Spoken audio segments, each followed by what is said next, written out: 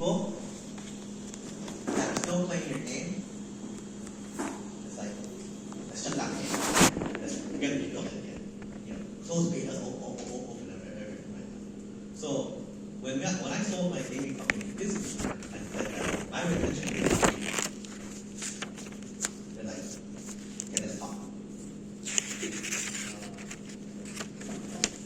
About gaming, I'm not in the gaming industry, but yesterday I heard that new models comes right now generate all the geographic, the animation and through the AI. And it will be very easy. That's why. That's the future. So that's why fixed cost for gaming used to be like, if you want to make an awesome game, you have to hire like 300 people. You have to graphic designers, animators. You have to put effects. You have to have illustrators. Right now, you have to have programmers right now.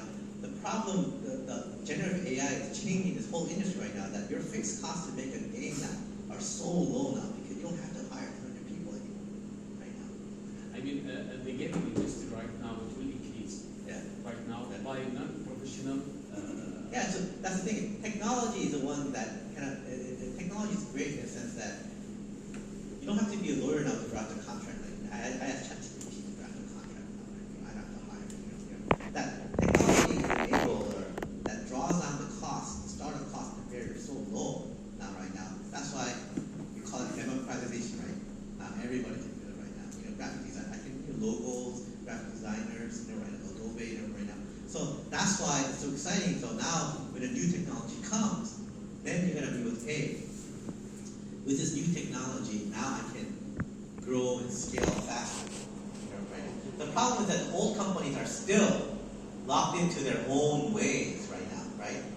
They're still used to using Excel all the time. They still want to use their old database, right now.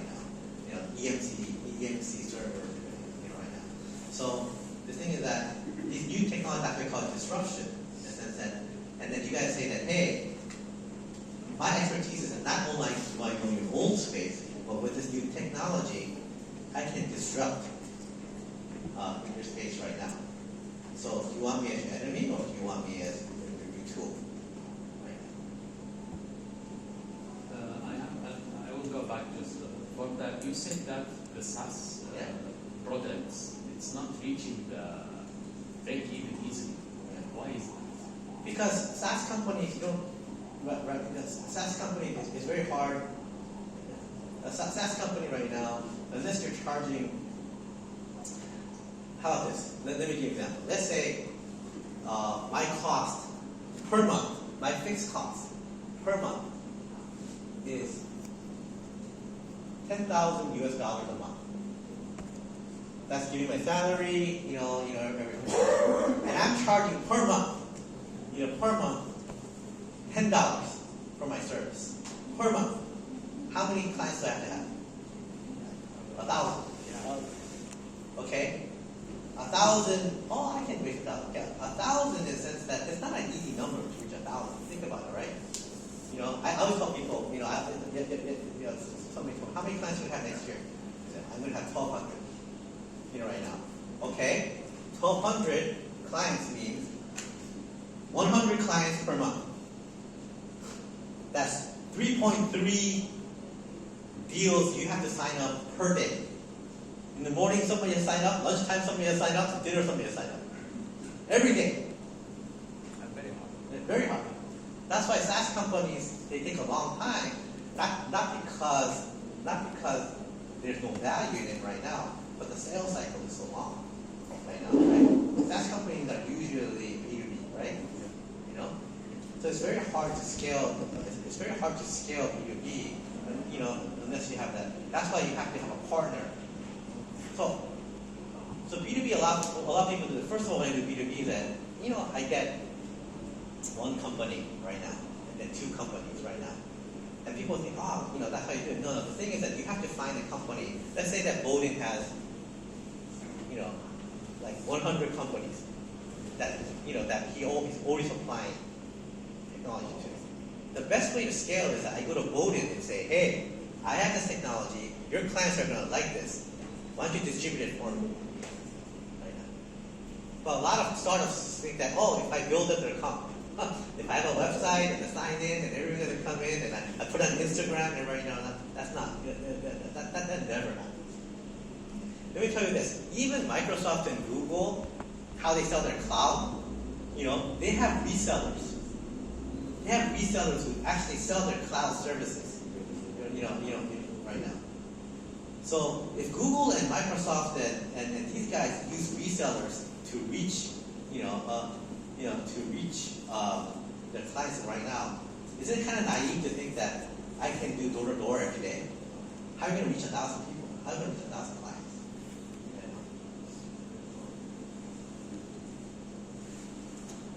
Any other questions? Can you mic, please? Thank you so much. You mentioned something about the brand, that people will may buy the company for the brand. I'm really interested to know more about that. For example, if I have a good brand, but I'm not, let's say, very advanced when it comes to growth and everything, so why would they buy our brand?